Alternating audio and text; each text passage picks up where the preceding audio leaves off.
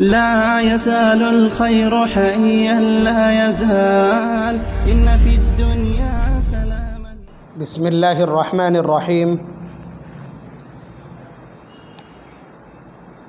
الحمد لله رب العالمين، والصلاة والسلام على سيد الأنبياء والمرسلين محمد وعلى آله وأصحابه أجمعين. أما بعد، أعوذ بالله من الشيطان الرجيم. بسم الله الرحمن الرحيم.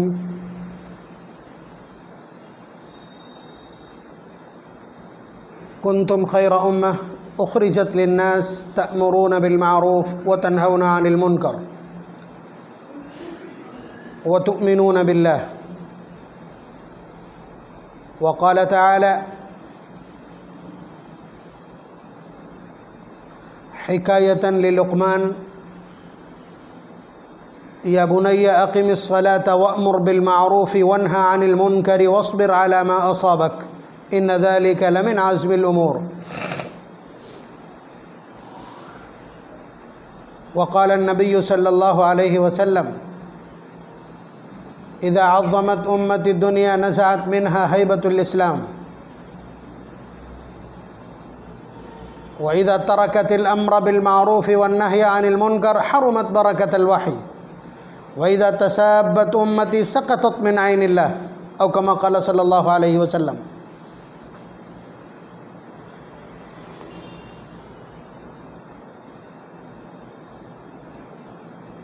نبی اکرم صلی اللہ علیہ وسلم نے اپنے زمانے میں کچھ اس طرح کے سوالات صحابہ سے کیے، یا اس طرح کی خبریں دیں، یا اس طرح کی باتیں کہیں کہ ہم کو آج یہ لگتا ہے کہ آج کے حالات کا تجزیہ نبی اکرم صلی اللہ علیہ وسلم نے اس وقت کیا. قرآن کریم میں بھی اس طرح کے مضامین شامل ہیں.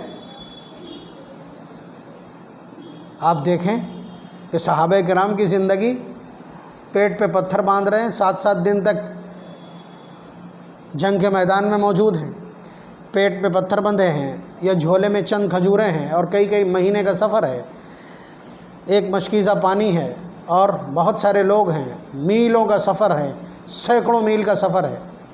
تو ان کی زندگی تو اس طرح تھی. ان کے یہاں ویل لکل ہمزۃ لمزہ الذی جمع مالا وعددہ کا کیا مطلب ہے؟ یا الہاکم التکاثر حتی زرتم المقابر کا کیا مطلب ہے؟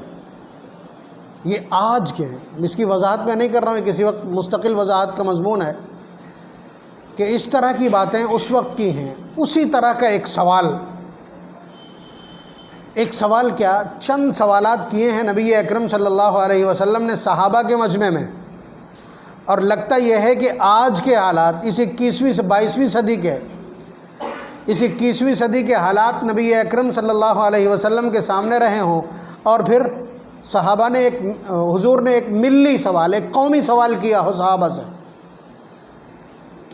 بلکہ یہ اور اس طرح کی روایات کے سلسلے میں جو عالمی درجے کے کمنٹیٹرز، مبصرین اور ناقد ہیں، یا تجزیہ نگار ہیں، یا وہ لوگ جو تورات، انجیل، زبور، قرآن کریم اور صحائف، یا دیگر وہ ریلیجیس ٹیکسٹ کہ جن کے اوپر یہ دعویٰ کیا گیا کہ یہ مذہبی کتابیں ہیں، ان تمام تعلیمات کا اور ان تمام مضامین کا احاطہ کرنے والے، یا ان کی اسٹڈی اور ادھین کرنے والے، ان کو پڑھنے والے یہ کہتے ہیں کہ صرف نفسیاتی سوالات اسلام نے قائم کیے ہیں.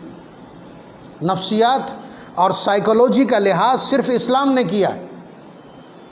اور اس میں یہ روایت جو میں آگے آپ کی خدمت میں عرض کرنے جا رہا ہوں، یہ سر فہرست ہے. خود قرآن کریم بھی اس طرح کے سوال کر لیتا ہے: فَكَيْفَ إِذَا جِئْنَا مِن كُلِّ أُمَّةٍ بِشَهِيدٍ وَجِئْنَا بِكَ عَلَى هَؤُلَاءِ شَهِيدًا. کہ اس دن کیسا لگے گا تم لوگوں کو؟ اس امت سے بھی پوچھا جا رہا ہے. اور نبی اکرم صلی اللہ علیہ وسلم بھی مخاطب ہیں کہ ساری قومیں عدالت میں حاضر ہوں گی، ان کے خلاف آروپ پرتیاروپ کا دور چل رہا ہوگا، ایسے میں تم کو گواہ بنا کے حاضر کیا جائے گا. نبی اکرم صلی اللہ علیہ وسلم اس ذمہ داری کے اس احساس سے، اس احساس سے بوجھل ہو گئے اور آپ کی آنکھیں ڈب آئیں۔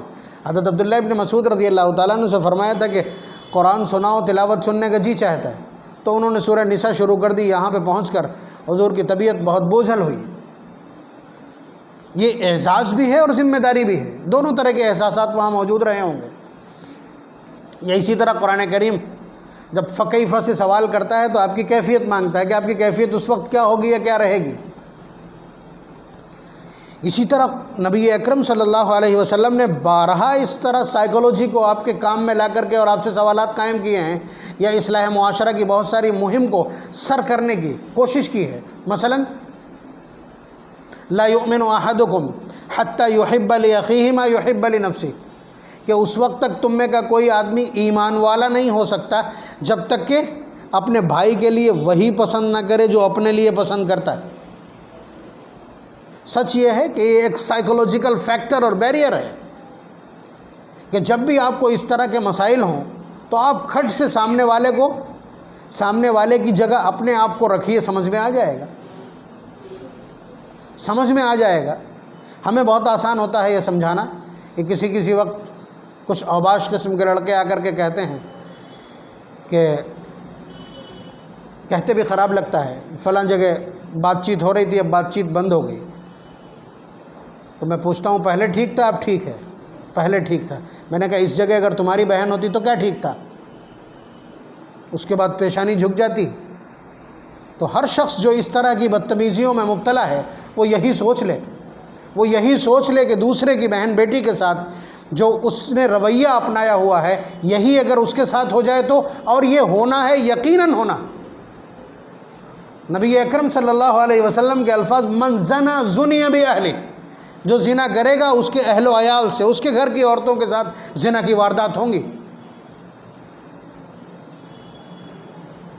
اسی لیے بعض بزرگوں کے الفاظ ہیں، حضرت امام شافعی رحمۃ اللہ علیہ نے فرمایا کہ آدمی زنا کر کے گناہ کرتا ہے مگر اس قرض کو اس کی نسلیں چکاتی ہیں۔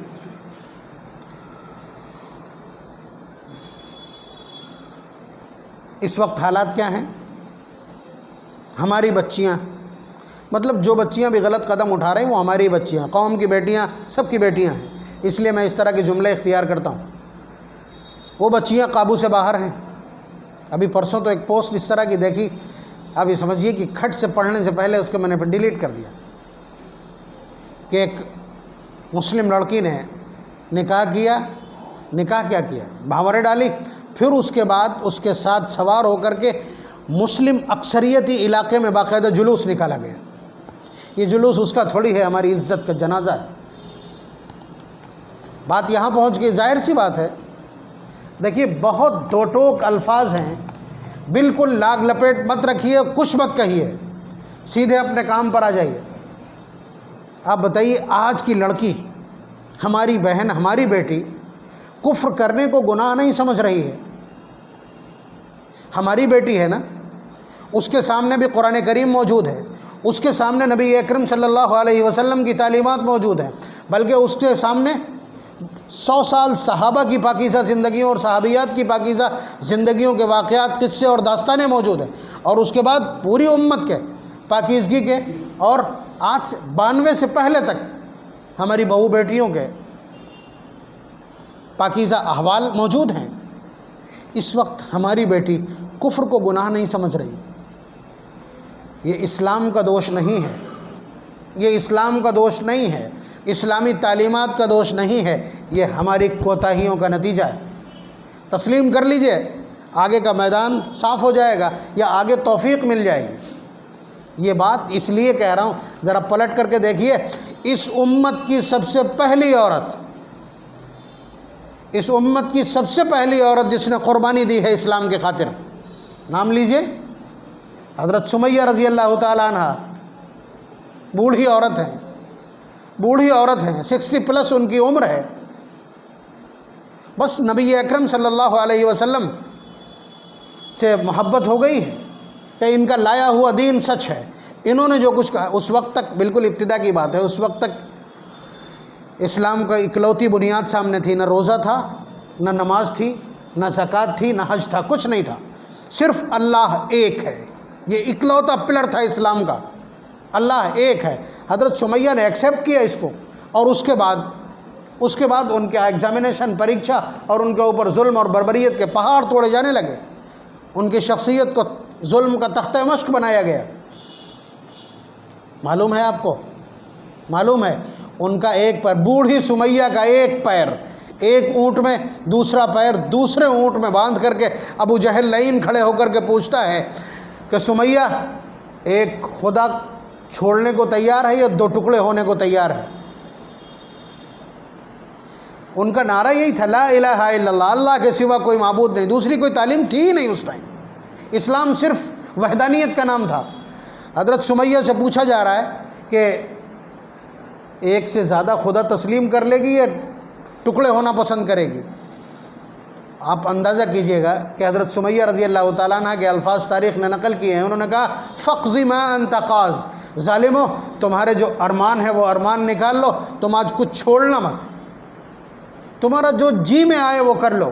کاش سمیہ کے پاس ایک نہیں اس طرح کی سینکڑوں جانیں ہوتی اور ایک ایک کر کے جناب محمد الرسول اللہ صلی اللہ علیہ وسلم کے قدموں میں اس دین کی خاطر قربان کر دیتی۔ اتنا بس نہیں ہوا، اس کے بعد شرمگاہ کے اوپر برچھا مارا ہے، شرمگاہ کے اوپر برچھا مارا ہے ابو جہل نے، اور دونوں اونٹوں کو مختلف سمتوں میں ہانک دیا گیا اور سمیہ کے دو ٹکڑے ہو گئے۔ یہ پہلی شہید ہے اسلام کی خاطر۔ آج کی بیٹی ہماری بیٹی ہمارے گھر میں پیدا ہوئی، جائیداد بیچ کر کے اس کو تعلیم ہم نے دلائی ہے، ہم ایک لفظ اس سے منوانے کو تیار نہیں۔ ہم نے یہ نہیں سمجھا پایا کہ کفر بھی گناہ ہو سکتا ہے، تیری نسلیں تباہ ہو جائیں گی، تیری زندگی تباہ ہو جائے گی۔ تو تعلیم تو وہی، جس تعلیم نے جس تربیت نے، بلکہ اس وقت جس وقت سمیہ شہید ہوئی ہیں، اسلام کا 5% موجود ہے دھراتل پہ، نوٹ کر لیجئے گا اس کو، دھراتل پر اسلامی تعلیمات کا صرف 5% موجود ہے۔ اس وقت سمیہ کے ڈٹرمنیشن کا عالم یہ ہے، عزیمت اور استقامت اور استحکام کا عالم یہ ہے کہ کہتی ہیں دو ٹکڑے ہو جاؤں گی مگر ایک اللہ کی وحدانیت میں کوئی سمجھوتا نہیں۔ مکمل اسلام ہمارے پاس موجود ہے جس پر الیوم اکملت لکم کی مہر ہے، جس میں اخلاقیات بھی شامل ہیں، پردے اور عفت کا سارا نظام شامل ہے۔ کیا کیا ہے ہم نے، کیا سکھلایا ہم نے نسلوں کو، کیا دیا ہم نے نسلوں کو، کیا ہم نے کنوے کیا ان تک کہ انہیں کفر کرنے میں بھی ذرا سی جھجک محسوس نہیں ہو رہی۔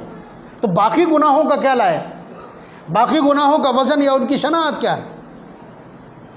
اسلام کی پہلی عورت جسے صرف 5% اسلام نے اتنا مضبوط بنایا ہے کہ وہ دو ٹکڑے ہو جاتی ہے، اور ایک حالانکہ آپ جانتے ہیں، نہیں جانتے ہیں تو سن لیجئے، سمیہ کے لیے اجازت تھی کہ وہ کہہ دیتی کہ ہاں ٹھیک ہے اللہ ایک نہیں ہے، جائز تھا۔ میں آج کی تاریخ میں بتلا رہا ہوں، اگر آپ کی جان جا رہی ہو کلمہ کفر کہہ سکتے ہیں آپ، لیکن دل آپ کا ایمان پر باقی رہنا چاہیے۔ قرآن کریم کا منصوص معاملہ ہے، کسی مولانا کا یا کسی فقیہ کا کوئی قول نہیں ہے۔ پارہ نمبر 14 سورہ نحل میں آخر میں اللہ تعالیٰ نے اس کی وضاحت کر دی کہ اگر جان جا رہی ہو کلمہ کفر بولا جا سکتا ہے، دل مطمئن ہونا چاہیے ایمانیات کے اوپر۔ تو آپ بتلائیے یہ سب کچھ تھا، لیکن نہیں، یہ تماچا ہمارے چہروں کے اوپر کہ اسی اسلام نے سمیہ کو پیدا کیا تھا، اور ہم مسلمان ہیں، نسلوں سے مسلمان ہیں، اور ذات برادری کے نام پر مونچھوں پر تاؤ دینے پہ آئیں تو پھر دیکھ لیجئے آپ کہ ان سے بڑا کوئی ہے ہی نہیں۔ اور صورتحال دھراتل پر یہ ہے کہ بچی کو یہ معلوم نہیں ہے کہ ماں باپ کی وقات کیا ہوتی ہے۔ جس تعلیم پر اپنا سب کچھ لٹایا اور لگایا، اس نے اتنا بھی نہیں سکھا پایا بچی کو کہ ماں باپ کی آبرو بھی کوئی چیز ہوتی ہے، سماج میں سر اٹھا کر کے جینا بھی والدین کا حق ہے، اولاد کی اتنی ذمہ داری ہے کہ ان کا سر نہ جھکنے دے۔ اور ایمان ایک ہماری ڈیوٹی ہے، اللہ تعالیٰ کے ساتھ عہد و پیمان اور وفاداری ہے، کفر گناہ ہے اور یہ جہنم کے راستے پر لے جانے والا ہے۔ اتنی معمولی بات نہیں سمجھا سکے تو پھر کسی اور چیز کی توقع کرنا ہی بیکار۔ یہ میں آئینے آپ کی خدمت میں اس لیے رکھ رہا ہوں کہ بالکل احساس نہیں، اتنا سب کچھ جھجوڑ دینے کے بعد بھی احساس کے نام پہ کچھ نہیں۔ ابھی بھی بچہ کب 5 سال کا ہو جائے اور کانوینٹ یا انگلش میڈیم کے حوالے کر دے۔ اس لیے بچوں کو اتنا سیل پروف کر دیں آپ آپ ان کی سیرت اتنی مضبوط کر دیں کہ انہیں کفر اور ایمان کا تو فرق معلوم ہو جائے، کہ وہ کسی بھی حال میں کفر کے لیے تو راضی نہ ہوں۔ یہ صرف لڑکیوں کی بات نہیں کر رہا ہوں میں، لڑکوں کا بھی، ان سے زیادہ تعداد ہے لڑکوں کی۔ وجہ یہ ہے کہ جس سمودائے کی لڑکی جاتی وہ بے عزتی محسوس کرتا ہے، لیکن جس سمودائے کے لڑکے اس طرح کی حرکت کرتے ہیں وہ فخر محسوس کرتا ہے۔ یہ بھی غلط ہے، یہ بھی غلط ہے کہ اس طرح آپ وفاداریاں نہیں خرید سکتے۔ یہ عشق کا اسلام ہے یا عشق کا کفر ہے، اس کا کوئی وزن نہیں ہوتا۔ کتنے نوجوان ہیں جو اس طرح الجھے ہوئے ہیں، جگاڑ میں ہیں کہ کب اسلام قبول کروا لیں، کب کورٹ میرج کر لیں۔ عشق کی وجہ سے آپ کے پاس آئے گی، اور ظاہر سی بات ہے جو افیئر کی شادیاں ہوتی ہیں ان میں تھوڑے دن کے بعد میں جوتم پیزار شروع ہوتی ہے، اور پھر اس کے والدین سود سمیت سب کچھ وصول کر لیتے ہیں، اتنے مقدمات آپ کے اوپر لگیں گے۔ تو کیوں پوری ملت کی رسوائی کا سامان پیدا کر رہے ہیں؟ عفت اور پاک دامنی نہیں سیکھی، کیا ضروری ہے عشق لڑانا؟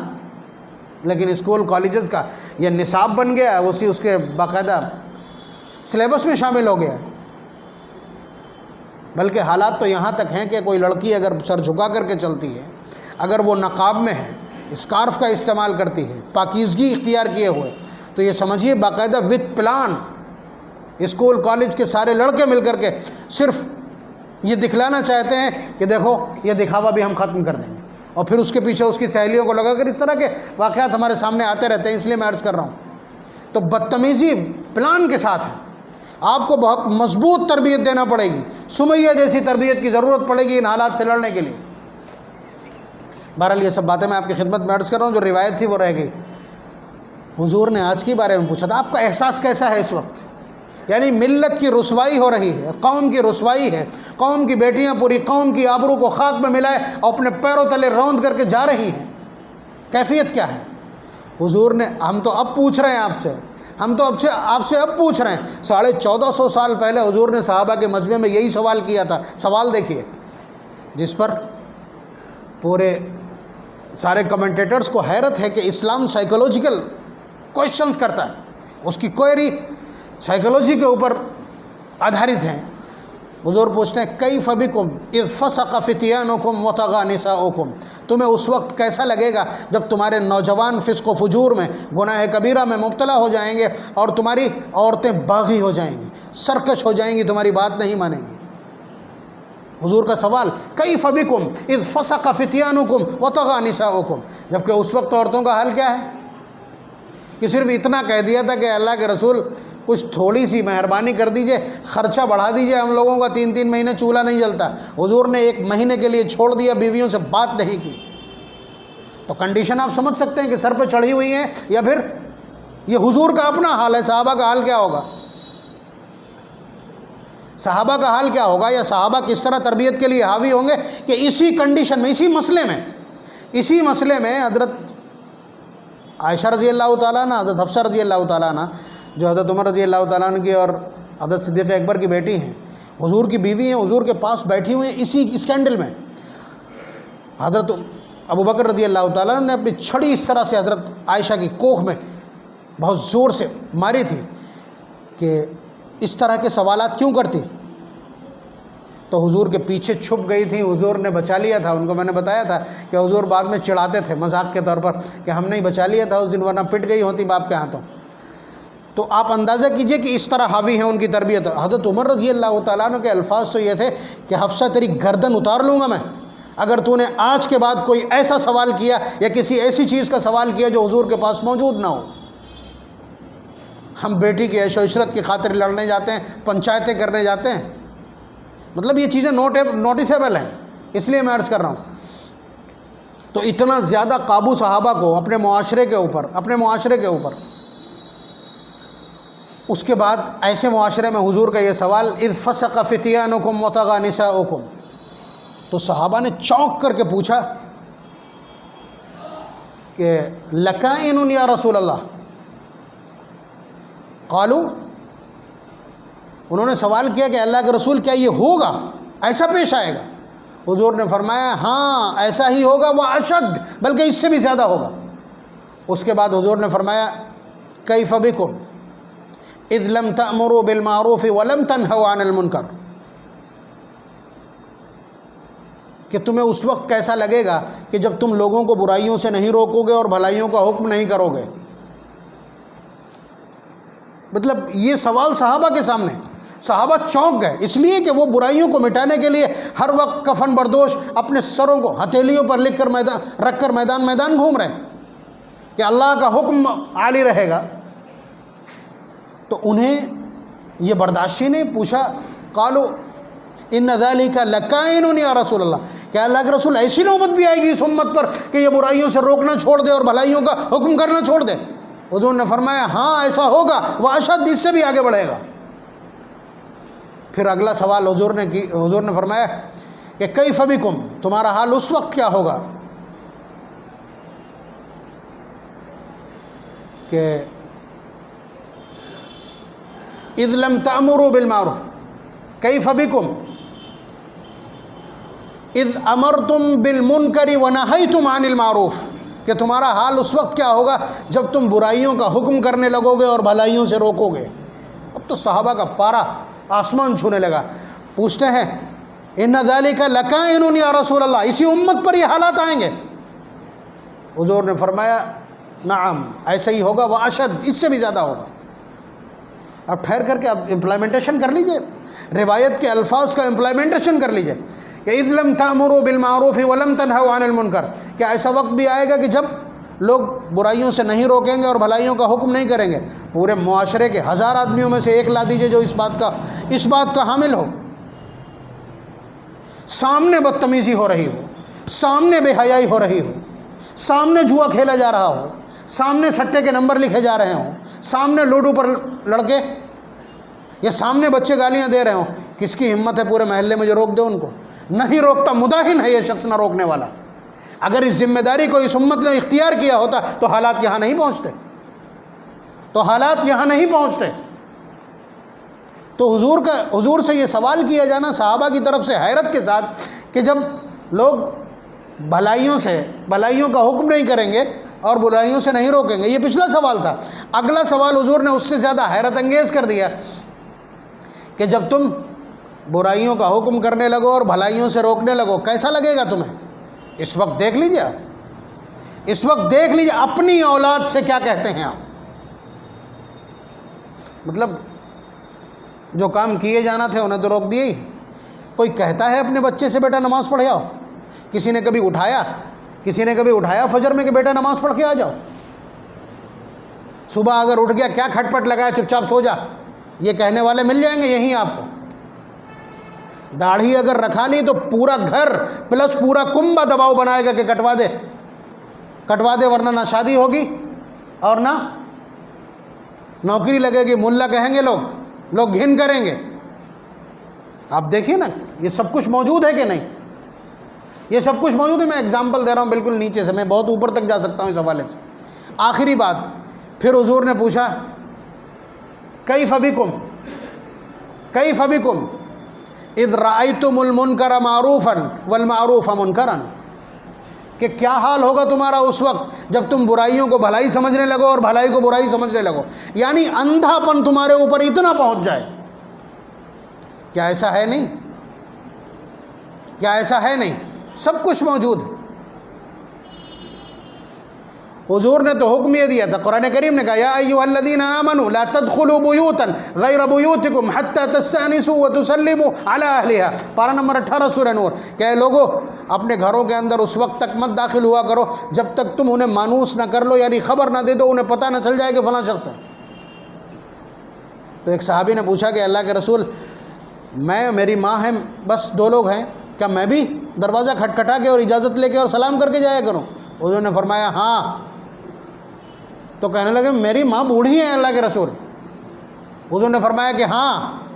تیسری بار انہوں نے کوئی سوال کیا تو حضور نے بہت زور سے جھڑک کر کے جواب دیا، کیا تو اپنی ماں کو برہنہ دیکھنا چاہتا ہے؟ کیا تو اپنی ماں کو نروس بغیر کپڑے کے دیکھنا چاہتا ہے؟ یعنی وہ اندر کس حال میں ہے، تنہا ہے، بوڑھی ہے تو کیا ہوا، لیکن وہ کس حال میں ہے تجھے تو نہیں معلوم.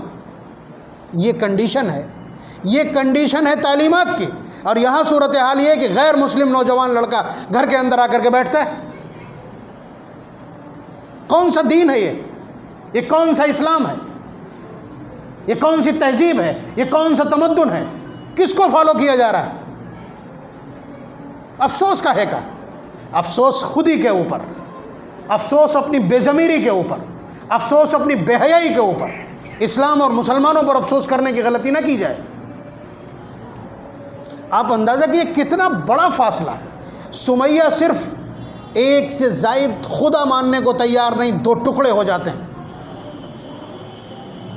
ہماری بچی خوشی سے کفر کو گلے سے لگا کر کے جیمال ڈال لیتی ہے۔ اسلام اس سے بڑا اسلام آپ کے پاس ہے جو سمیہ کے سامنے تھا۔ میں نے بتایا کہ اس وقت تک صرف 5% اسلام اپنے روپ میں آیا تھا، باقی سب بعد میں آیا ہے۔ اکلوتی توحید پر جان دے دی، یہاں تو سب کچھ موجود ہے، پھر یہ کیا ہو رہا ہے؟ اس لیے صرف ایک جملہ پوری گفتگو کے خلاصے کے طور پر کہ کوتاہی ہماری ہے، غفلت ہماری ہے، ہم نے تربیت میں غفلت کی ہے، ہم نے تربیت میں کوتاہی کی ہے، ہم نے اپنی اولاد کو کفر اور ایمان کا فرق نہیں سکھلایا، ہم نے نبی اکرم صلی اللہ علیہ وسلم کی تعلیمات اور قرآن کریم کے پیغام کو ان تک کنوے نہیں کیا ٹھیک سے، اس لیے یہ غلطیاں سرزد ہو رہی۔